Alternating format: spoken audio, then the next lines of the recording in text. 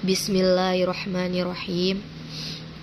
Assalamualaikum warahmatullahi wabarakatuh. Alhamdulillahilladzi arsala rasulahu bil huda wa dinil haq liyuzhirahu 'ala dini kulli wa kafa billahi syahida. Asyhadu an la ilaha illallah wa asyhadu anna Muhammadar Rasulullah. Puji syukur atas kehadirat Allah Subhanahu wa ta'ala yang telah melimpahkan rahmat dan karunia-Nya kepada kita semua. Selanjutnya, salawat berangkaikan salam kepada Nabi Muhammad sallallahu alaihi wasallam dengan mengucapkan Allahumma sholli ala sayyidina Muhammad wa ala ali sayyidina Muhammad. Baiklah, sebelumnya, yang terhormat Ustadz wa Ustazah dosen pengampu mata kuliah Hadis Tarbawi kelas C semester 4 Prodi Pendidikan Bahasa Arab Fakultas Tarbiyah dan Keguruan Universitas Islam Negeri Imam Bonjol Padang. Sebelumnya, afwan Ustadz wa Ustazah Ana Resti Wira Febrian dari kelas C semester 4 Prodi Pendidikan Bahasa Arab dengan NIM 2214020113 akan membacakan hadis kelima, yaitu tentang keutamaan bersiwak. Bismillahirrahmanirrahim. Hadis Abi Hurairah radhiyallahu anhu anin Nabi sallallahu alaihi wasallam qala laula an asyqa ala mu'minin wa fi haditsin Zuhairin ala ummati la amartuhum bisiwakin inda kulli shalah rawahul Bukhari wa Muslim wa Tirmizi wa Nasa'i wa Abu Daud wa Ibnu Majah wa Ahmad wa Malik wa Darimi. Selanjutnya itu terjemahan dari Abi Hurairah. Rasulullah SAW bersabda, jikalau tidak memberatkan atas atau bagi orang-orang yang beriman. Dan dari hadis Zuhairin juga dikatakan, jikalau tidak memberatkan bagi umatku, sungguh aku akan memerintahkan mereka untuk bersiwak ketika setiap mereka hendak sholat. Hadis riwayat Bukhari, Muslim, Tirmizi, An-Nasa'i, Abu Dawud, Ibnu Majah, Ahmad, Malik, Darimi. Selanjutnya yaitu mufradat. Qala, berkata atau bersabda. Laula, jikalau atau tidak. Alal mu'minin, atas orang-orang yang beriman. Ala ummati, atas umatku. La amartuhum, aku akan memerintahkan kepada mereka bisiwa, bersiwak inda kulli sholat, ketika hendak sholat. Baiklah, selanjutnya itu kandungan hadis. Hadis ini menjelaskan tentang pentingnya bersiwak, dan dalam hal ini disunahkan. Hadis ini menyebutkan kata bahwasanya seandainya orang-orang beriman tidak keberatan, maka Rasulullah memerintahkan untuk mereka bersiwak atau menggosok giginya seketika hendak kali melaksanakan sholat. Di sini Nabi sangat memperhatikan kebersihan, di mana Nabi mempertimbangkan untuk memerintahkan kita untuk bersiwak. Ini menunjukkan bersiwak merupakan hal yang penting untuk dilakukan. Jangan sampai kita tidak membersihkan gigi kita. Rasulullah menjelaskan bahwa kaum muslimin itu harus membersihkan giginya itu dengan bersiwak, karena sebagian pokok kebersihan ialah kebersihan mulut. Jika kita menjaga kebersihan mulut, maka insya Allah kita tidak akan terhindar dari penyakit, berbagai penyakit yang disebabkan oleh ketidakbersihan. Maka dalam hadis ini Rasulullah mengajarkan kepada kita, menyuruh kita untuk bersiwak, membersihkan gigi sekurang-kurangnya ketika kita hendak melaksanakan sholat. Karena ketika kita hendak melaksanakan sholat, maka kita disunahkan untuk bersih dari segala hadas, segala najis. Dan di hadis ini juga disebutkan bahwa bersiwak atau menggosok gigi itu disunahkan diperintahkanlah kepada kita jika umat atau kaum muslim ini tidak keberatan jika hendak melaksanakan sholat untuk bersiwak atau menggosok gigi. Pada zaman dahulu itu belum ada odol, belum ada Pepsodent kayak gitu ya.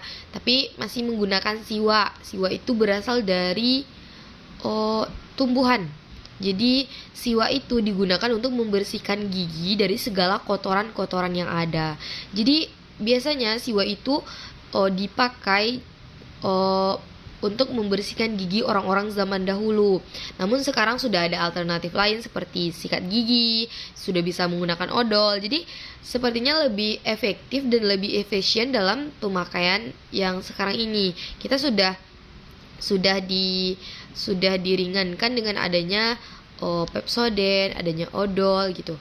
Jadi diperintahkan dalam hadis ini jika kita tidak keberatan, kita disuruh atau diperintahkan untuk bersiwak atau menggosok gigi seminimal-minimalnya ketika hendak melaksanakan sholat. Karena bersiwak ini adalah suatu hal yang dapat kita lakukan untuk menjaga diri kita dalam kekhusyukan sholat. Misal kita habis makan, kita tidak bersiwak atau gosok gigi, setelah itu kita sholat, kan itu salah satu hal yang dapat mengganggu kekhusyukan kita. Misalnya kayak ada sisa-sisa makanan yang tertinggal di gigi kita, maka kita fokusnya tuh nggak ke sholat lagi, tapi ke makanan yang tinggal di sela-sela gigi kita, seperti itu. Jadi makanya ketika kita hendak melaksanakan sholat, maka diperintahkanlah dalam hadis ini kita untuk bersiwak atau menggosok gigi. Indahnya Islam mengatur sampai-sampai ke mungkin hal kecil yang kita anggap tidak terlalu penting ya, masa ya bersiwak saja diatur atau enggak dibahas gitu. Tapi itulah indahnya Islam, kita diajarkan untuk selalu menjaga kebersihan. Karena ada suatu mahfuzat mengatakan kebersihan adalah sebagian dari iman. Jadi menjaga kebersihan adalah suatu hal yang sangat penting atau sangat banyak manfaatnya bagi kita. Kita terhindar dari berbagai penyakit. Misalnya contohnya penyakit kecil saja, jika kita sering membersihkan gigi, kita terhindar kan dari penyakit gigi, dari gigi berlobang, dari bau nafas. Misalnya ketika kita hendak sholat berjamaah, kan ada disebutkan dalam satu riwayat, jika kita tidak membersihkan gigi, nanti orang-orang yang di sebelah kita terganggu akan bau nafas kita, atau enggak akan kita. Jadi otomatis orang-orang yang berada di sebelah kita menjadi tidak khusyuk. Itu juga bisa mengganggu ibadah mereka. Itu sama saja kita tidak bisa menjaga kebersihan kita. Jadi hendaknya kita memang bersiwak seperti yang diperintahkan dalam hadis ini. Kita diperintahkan untuk selalu menggosok gigi ketika hendak sholat. Karena dalam sholat, apalagi sholat berjamaah, kita dihadapkan dengan beberapa banyak manusia seperti itu. Mana tahu mau bulut kita atau enggak nafas kita itu mengganggu dengan keadaan orang sekitar. Kan juga ada beberapa disebutkan jika kita habis makan jengkol atau enggak apa kita bau bawang-bawangan, itu makruh untuk kita mendekati tempat sholat, karena itu tuh bisa mengganggu kan, bisa mengganggu orang-orang. Karena nanti kalau orang-orang terganggu ibadahnya karena kita juga bisa berdosa, karena orang-orang yang awalnya khusyuk jadi tidak khusyuk karena terganggu akan adanya kita. Jadi pelajaran yang dapat kita ambil dalam hadis ini yaitu jagalah kebersihan, apalagi kebersihan mulut. Itu tuh sangat-sangat menunjang kekhusyukan kita dalam beribadah. Makanya disebutkan dalam hadis ini, bersiwaklah kamu ketika kamu hendak melaksanakan sholat. Maka kalau kita sudah bersih dari segala hadas, dari segala najis, dari segala kotoran, maka insya Allah kita akan khusyuk dalam melaksanakan sholat. Tidak hanya sholat, misalnya ibadah lainnya, pasti kita akan khusyuk karena sudah bersih. Dan dalam hadis ini kita juga diajarkan kebersihan, bagaimana seorang muslim menjaga kebersihan dirinya, kebersihan fisiknya, apalagi kebersihan hatinya. Jadi kita dalam melaksanakan sholat sebaiknya memang bersiwak, namun Mungkin saya sendiri ya pribadi, mungkin kadang apalagi misalnya kita di kampus, mungkin kan agak keberatan ya kita untuk bersiwak ketika hendak melaksanakan sholat. Tapi sekurang-kurangnya tidak harus dengan memakai odol gitu, sikat gigi. Misalnya kita kumur-kumur membersihkan, memang kita memastikan memang tidak ada yang tertinggal di sela-sela gigi kita, agar kita memang benar-benar fokus dalam menjalankan ibadah kepada Allah, apalagi sholat, karena sholat adalah tiang agama. Dan kita memang harus memperhatikan walaupun itu hal-hal kecil dalam melaksanakan sholat, karena hal kecil yang kita anggap tidak berarti atau hal yang kita anggap sepele itu juga bisa menyebabkan misalnya kita tidak fokus dalam sholat. Jadi nanti kan kita tidak khusyuk, terganggu lah ibadah kita. Maka di dalam hadis ini kita sangat diayohkan atau disuruh atau diperintahkan lah amar tahum untuk menggosok gigi bersiwak, dengan menggosok gigi dengan bersiwak gitu.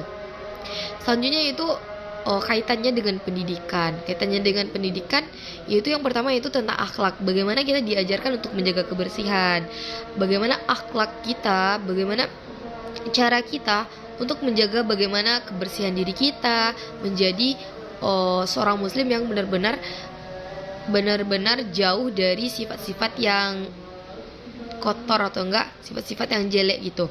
Kita memang diajarkan menjadi pribadi yang bersih dan terhindar dari penyakit seperti itu. Dan metode yang dipakai dalam hadis ini adalah metode penyontolan tuh, misal dicontohkan kalau kayak gini kita menggosok gigi seperti itu. Jadi dalam hadis ini kan sudah disebutkan tadi kita disuruh untuk bersiwak atau menggosok gigi. Jadi mungkin kita untuk kedepannya gitu lebih membiasakan diri, walaupun awalnya terkesan agak ribet ya, atau agak mungkin